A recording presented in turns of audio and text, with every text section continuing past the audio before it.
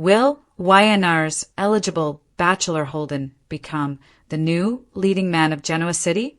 On The Young and the Restless, January 8th, Audra is keeping a tight hold on Holden. She assumed they would end up as friends after what they endured in Los Angeles. Holden has grown close to Claire. With his complicated past and potential love interests, he could pose a tough challenge to Kyle. Holden's awkward run-in with Audra. At Crimson Lights, Audra, Zuleika Silver, grabbed coffee when Holden, Nathan Owens, ran up to her and returned the glove she dropped. He referred to her as Mississippi. Audra asked if that was where their relationship stood these days.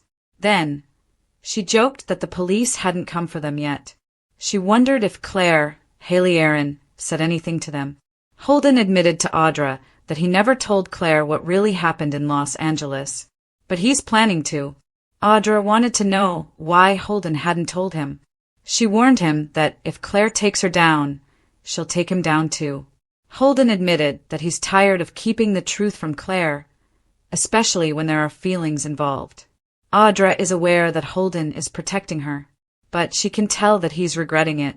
He was the only good man she met in Los Angeles, but now he's treating her differently and she doesn't like it. Why the sudden turnaround? Holden reminded Audra that when he first showed up in Genoa City, she treated him like a complete stranger. Audra admitted that she was cold and standoffish to him, but she only wanted to keep him at a distance because she wanted to leave what had happened in LA behind. Now Audra is having regrets. She can tell that she's losing her friendship with Holden to Claire. Ever since he started having feelings for Claire, he's treated her differently. Audra wanted to know why Holden was trying to score points with Claire. Audra doesn't like losing a man's interest. Even though she won't admit it, there's some part of her that's interested in Holden. She loved it when he followed her around town. But now that he's involved with Claire, it's driving her crazy. Audra reminded Holden that, although they might not be friends, they would never be free of each other because of what had happened that night. She also told him that he deserved better than Claire. Audra is clearly bothered by their close-knit relationship because she wants what they have. What this could mean. Holden was initially written as a side character to Damien, Jermaine Rivers. But he's found his way after the loss of his friend. He might end up becoming Genoa City's most eligible bachelor. It makes sense since he's good-looking, caring, and charming. Holden has sizzling chemistry with anyone, including Lily, Crystal Khalil, and Victoria, Amelia Heinley. However, he set his sights on Audra. As we head into 2026, Holden might finally get the main character energy he desperately needs. Holden Spencer has quietly become one of Genoa City's most compelling figures, a man defined as much by his emotional resilience as by his external vulnerability. While flashy characters often steal the spotlight on The Young and the Restless, it's the grounded, earnest types who endure. And in the messy, layered world of YNR, Holden is shaping up to be the kind of character fans root for, not just sympathize with. Most soap-leading men have two things in common: intensity and mystery. Victor Newman once reigned supreme, but over the years that mantle has shifted among the likes of Nick, Jack, and even Adam. Now, with shifting dynamics and new storylines emerging, Holden is uniquely positioned to stake a claim, not with the roar of grandiosity, but with the quiet force of personal truth, the heart that holds everything together. From his first appearance, Holden's appeal wasn't in bravado, it was vulnerability.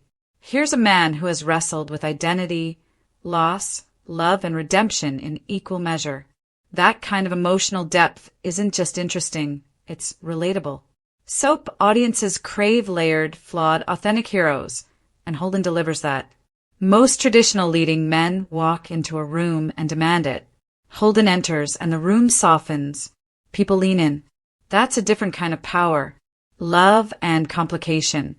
The true test of leading man status. Fate has never been gentle with Holden in romance. He's been caught in the crossfire of shifting love triangles, pulled towards passion and then jerked back by heartache. But instead of retreating, he grows. That's what separates a contender from a true lead.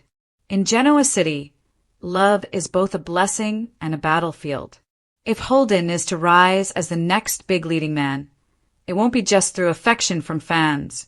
It will be through on-screen chemistry that propels storylines forward. Imagine this.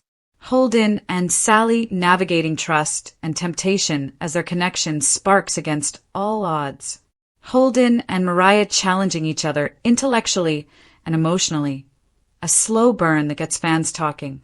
Even a clash with Phyllis or Lauren, where Holden's moral compass meets strategic firepower, yielding fireworks and unlikely alliances. This is the kind of multi-tiered relational storytelling that cements leading status. Not a single perfect love story, but a series of emotional evolutions. A man torn between his past and his potential. Leading men aren't defined solely by love. They're defined by conflict. Holden's story has tension written into its DNA. He's battled internal demons and external judgments. He's been misunderstood, underestimated, and yet persisted. In a town like Genoa City, everyone has skeletons. But what matters is how those skeletons shape them. Holden's past isn't a flaw, it's story fuel. Audiences don't just want a man with a clean slate. They want someone who earned his redemption. He stood up after every fall. He's faced his fears. He's apologized, evolved, regrouped, and kept going. That resiliency, it's not just compelling, it's inspirational. And characters like that don't languish in the background. They rise to the forefront. The stakes are higher in Genoa City's next era. Right now, Genoa City stands at a narrative crossroads. Themes of legacy, identity, and power are dominating canvases. The Newman Empire, the Abbott Dynasty, the Winters legacy. Each thread is rich with history and high drama. But something subtle has been missing in recent arcs. The new generation stepping up. Enter Holden Spencer. He may not carry a centuries-old surname, but he carries stories. Shared history with core characters. Emotional investments in key players. High stakes both romantically and personally. That's the cocktail that makes for headline-worthy arcs. If YNR writers want a fresh face with emotional gravitas to anchor the next era, Holden fits the mold. Grounded yet dynamic, flawed but redeemable, relatable but unexpected. Why audiences already care. There's something quietly magnetic about Holden. When he speaks, you listen, not because his words are loud or flashy, but because they feel earned. That's the hallmark of a character who can capture hearts without stepping on toes. Think about the most beloved leading men in soap history. They were passionate, complicated, and always capable of growth. Holden's journey hasn't been linear, and that's precisely why it resonates. Fans don't crave perfection, they crave progress. And with every step Holden takes, he reveals a layer deeper than the last. But will the Genoa City power players let him shine? This is where the drama truly begins.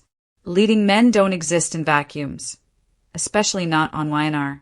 To rise, Holden must navigate a world where corporate dynamics tangle hearts with ambition. Old rivalries flare in unpredictable ways. Alliance and betrayal go hand in hand. For Holden, the question isn't can he become a leading man, it's will he be allowed to? Because in Genoa City, influence is often determined not by merit, but by legacy. The Abbotts, Newmans, and Winters are entrenched. But audiences are always ready for the outsider who breaks the mold. If writers embrace Holden as a central figure not just in romance, but in family drama, power plays, and personal growth arcs, she could redefine what a leading man looks like in modern daytime drama. Empathetic, multilayered, and real. The final act, a new kind of leading man. If Holden is indeed gearing up to take the spotlight, it won't be because he looks the part, but because he lives it. He's the man who's learned from his mistakes. He's the man who loves without losing himself.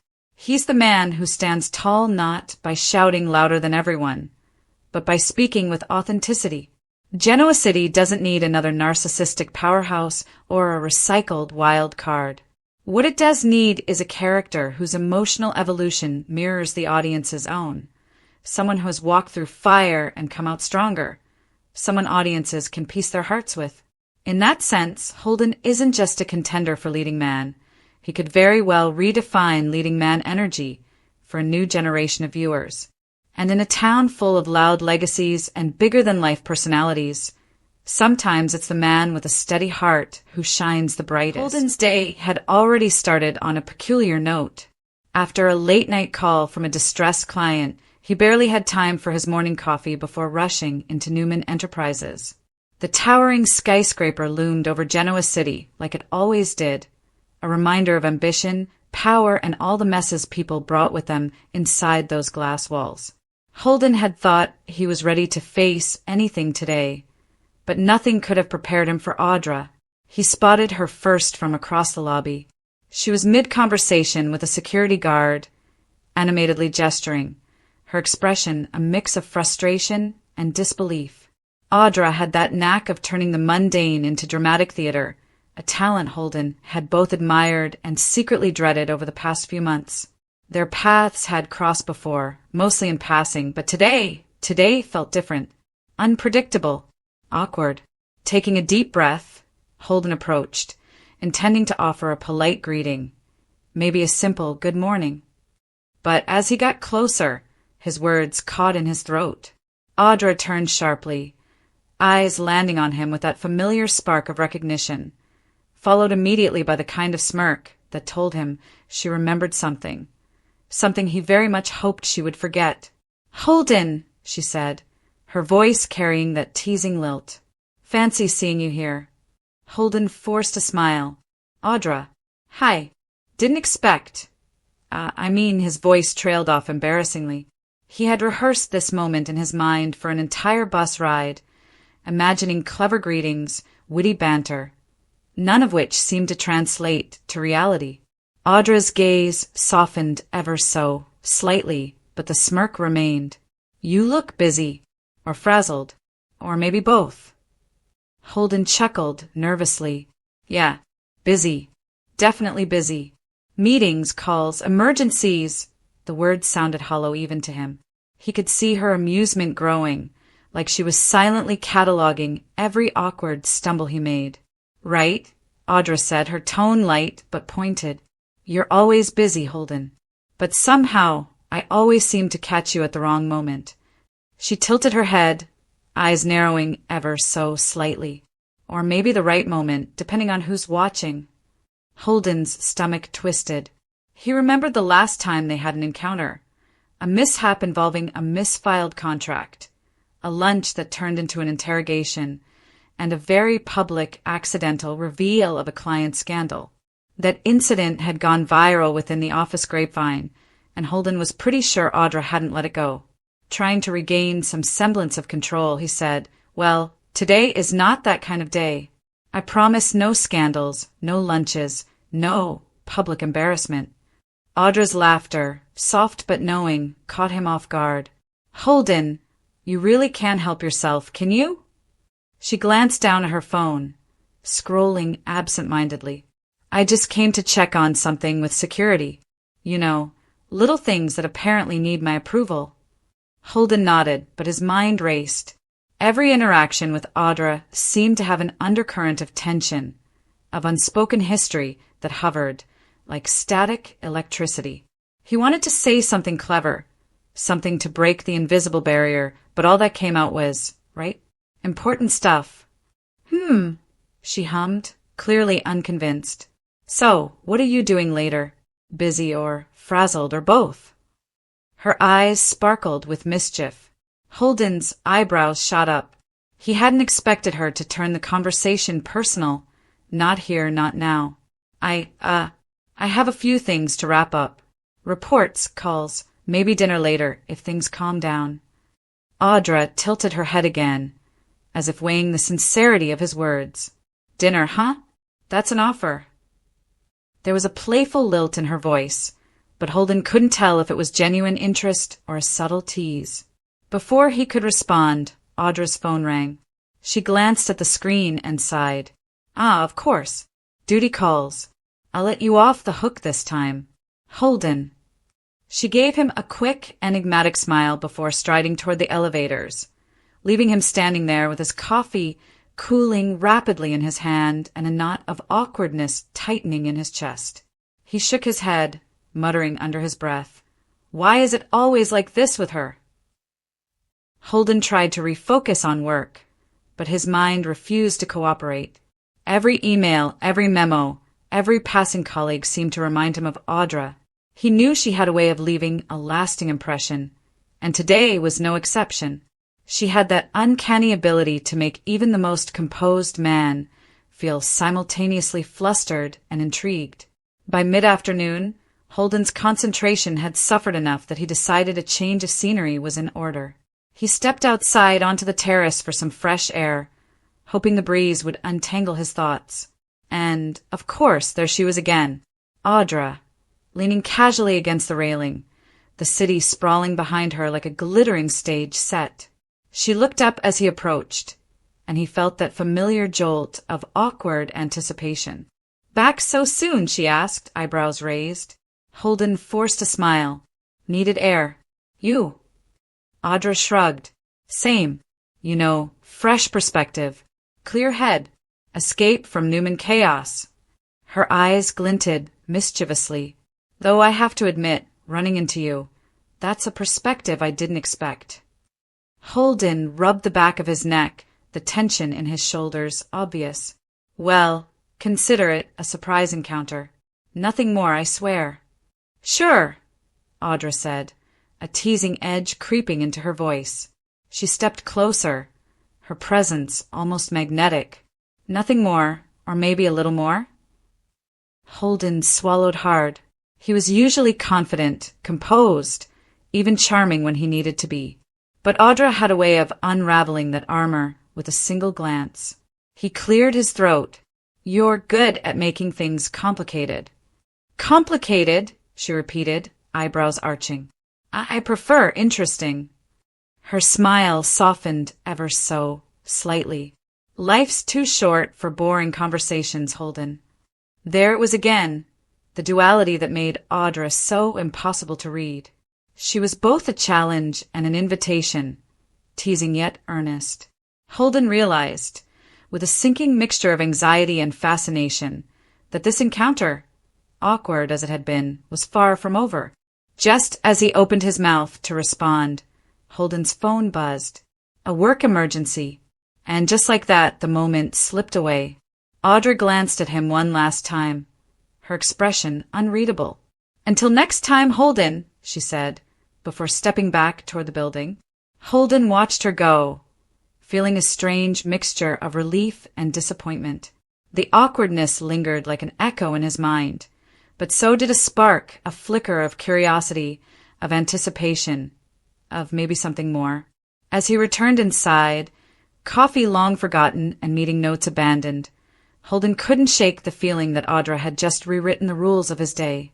And perhaps in the chaotic world of Genoa City, she had also rewritten a piece of his heart. The awkward encounter wasn't just a bump in the day. It was a reminder that some people, Audra in particular, had the power to disrupt carefully laid plans, to challenge boundaries, and to make life infinitely more interesting. Holden knew one thing for certain. Next time, he'd be better prepared. Maybe.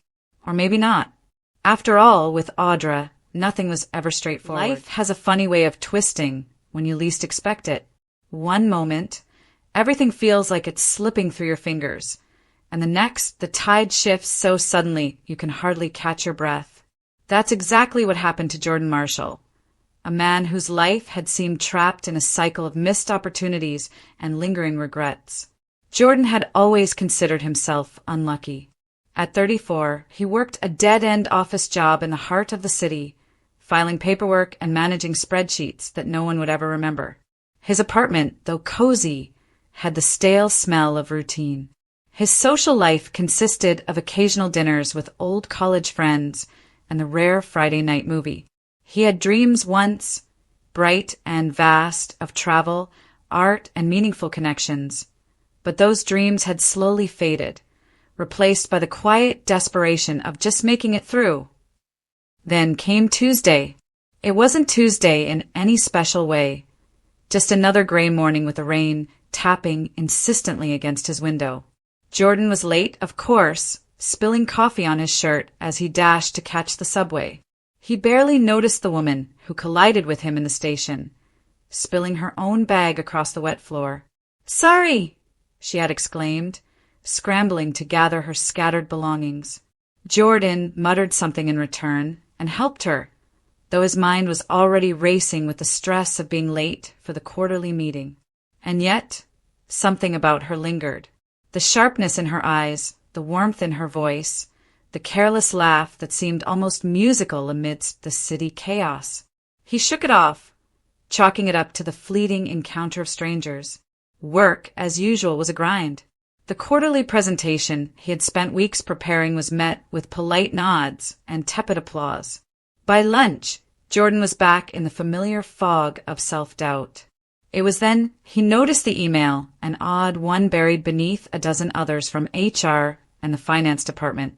The subject line read, simply, "Opportunity for Change." Curiosity piqued, he opened it. The email was from an old mentor, someone he hadn't spoken to in years. "Jordan, I know life has been less than kind, but sometimes the universe opens a door, even when you think all hope is lost. There's a project that could change everything for you, if you're willing to take the leap." He stared at the words for several minutes, the office noise fading into a distant hum. It was vague, mysterious, and utterly compelling. Jordan had always been cautious, hesitant to leap, but something inside him stirred. Perhaps it was exhaustion from the monotony, or maybe a spark of hope he hadn't felt in years. Whatever it was, he clicked reply. The next 24 hours were a blur. Phone calls, video conferences, and unexpected messages wove a complex web that ultimately led him to a small, unassuming office on the outskirts of the city. The company was new, energetic, and brimming with ideas. They wanted him not as a cog in the machine, but as a creative strategist, someone who could inject vision into their fledgling projects. It was terrifying, it was exhilarating, and it was real. Jordan left his old office that evening feeling lighter than he had in years. The sky, once gray, seemed to shimmer with possibility. As he walked through the streets, puddles reflecting the neon lights, he realized something remarkable. He felt alive again. The next weeks unfolded like chapters in a book he didn't want to end. Jordan poured himself into the new role, brainstorming campaigns, pitching bold ideas, and discovering that his instincts, once buried under layers of self-doubt, were sharp and reliable. Colleagues noticed his enthusiasm and energy, and his confidence grew with every success. And then, the most unexpected twist of all, Emma, the woman from the subway, appeared again, as if the universe had been holding her in reserve for just the right moment. She was a consultant for the same company, and when they met officially, it was like electricity in motion. Conversation flowed effortlessly, and Jordan discovered that the brief encounter that had seemed insignificant weeks ago had left an indelible mark on both of them. Their connection deepened quickly, not rushed but inevitable, like two pieces of a puzzle finding their place. Jordan's life, once stagnant, was now a whirlwind of creativity, connection, and excitement. He began to paint again, his apartment walls now vibrant with colors and canvases he had abandoned years ago. Weekend hikes replaced Netflix binges. The coffee that once spilled onto his shirts became an emblem of new beginnings rather than carelessness. Yet, as much as things had changed, Jordan never forgot the suddenness of it all. How a single day, a single email, a single collision in a crowded subway could unravel the old and weave the new. It was both humbling and thrilling. Life, he realized, had no loyalty to routine, no allegiance to comfort. Change didn't ask politely. It arrived like a storm and forced you to notice it. Even his friends noticed the transformation. Conversations that once centered on complaints and small frustrations now pivoted to dreams, ambitions, and possibilities. Jordan found himself inspiring others, though he would never admit that it was fear and failure that had first made him so receptive to chance. It wasn't all smooth sailing, of course. There were challenges at work, disagreements, and moments of doubt. Emma had her own struggles, and their lives sometimes collided in conflict as fiercely as they had in connection. But the difference now was perspective. Jordan had learned to trust the tides of life, to see setbacks not as dead ends, but as part of the rhythm that brought opportunity. One quiet evening, sitting on the balcony of his apartment with the city lights glimmering like stars below, Jordan reflected on the journey. The turnaround had been sudden, yes, but it was also the result of small, almost imperceptible shifts, a willingness to take a chance, a courage to speak, a curiosity to notice the fleeting moments that carried the potential for change. He realized that life didn't need to be perfect to be meaningful, nor did success need to follow a predictable path. Sometimes the sudden turnaround wasn't just luck, it was readiness meeting opportunity. And Jordan, for the first time in a long time, felt ready. He smiled, thinking of the next morning, when the subway would rumble beneath the city and the world would continue its unpredictable dance. Whatever came next, he was no longer a passive passenger. He would step forward, heart open, ready to collide with chance again. Because if there was one lesson the sudden turnaround had taught him, it was this. Life's twists might be unexpected, but they were always waiting for those willing to notice and willing to lead. The words could mean are curious little connectors in the tapestry of language. They hover between certainty and possibility, dangling like a thin thread over a chasm of interpretation. They invite us to wonder, to speculate, to wander down paths that may or may not exist. And yet, for all their subtlety, they carry weight, the weight of ambiguity, the thrill of discovery, and the quiet terror of misunderstanding. When Eliza first heard him say, "It could mean something," she felt the phrase nestling in her mind like a seed of hope, of anxiety, of infinite what-ifs. She stared at the cracked paint on her apartment wall, counting the shadows of the late afternoon sun stretching across the floorboards, and tried to imagine all the possible somethings it could mean. Each shadow seemed to stretch longer when she considered them, as if time itself had bent to accommodate her ruminations. Could it mean love? She wasn't sure. Perhaps. Or perhaps it could mean longing or regret, or a secret she had yet to uncover. The vagueness of the statement thrilled her as much as it frightened her. Language, she realized, was like a prism. It split intention into fragments, each refracting a slightly different truth. Could mean was the clearest way to acknowledge uncertainty without admitting ignorance. It allowed hope to sneak in quietly, almost unnoticed. She remembered a time in her childhood when her father, a man of few words, had told her, "That could mean more than you think." He said it once during a family dinner, when someone had accidentally broken a glass and blamed it on a clumsy move. Eliza had spent the next week dissecting the words, imagining every hidden layer of meaning. Could it mean guilt? Could it mean carelessness? Could it mean something about the person they were? Even then, she had understood intuitively that could mean was an invitation to imagine, not to conclude. Now, years later, as an adult navigating a world of half-truths and subtle manipulations, Eliza found herself clinging to the phrase as if it were a lifeline. It allowed her to consider possibilities rather than accept certainties. When her colleague Jordan avoided her gaze during a meeting, she could think it could mean he's nervous, or it could mean he disagrees with me, or maybe it could mean he's hiding something. Each option spun off into a different trajectory, and Eliza realized that the beauty of could mean lay not in the answer it provided, but in the freedom it allowed her to explore. Outside, the city hummed with its usual symphony, car horns, footsteps, the distant wail of a siren. She watched the world through her apartment window and wondered how many people wandered through life interpreting every gesture, every glance, every word as if they carried singular, unchanging meanings. Could mean, she mused, was a bridge over the tyranny of certainty. It allowed life to remain fluid, mutable, mysterious. Later that evening, Eliza found herself in a small cafe, a notebook open in front of her. She scribbled the words in large, looping letters, could mean. Then she drew arrows outward, each pointing to a new phrase, Love, deception, fear, joy, regret, triumph. The page looked chaotic, yet alive. Cadmean had transformed from a phrase into a map, a constellation of possibilities waiting to be explored. A man at the next table noticed her writing. He leaned over, curious. "What's that?" he asked. "It's nothing," she said lightly, but her smile betrayed her. "Well, it's everything, maybe.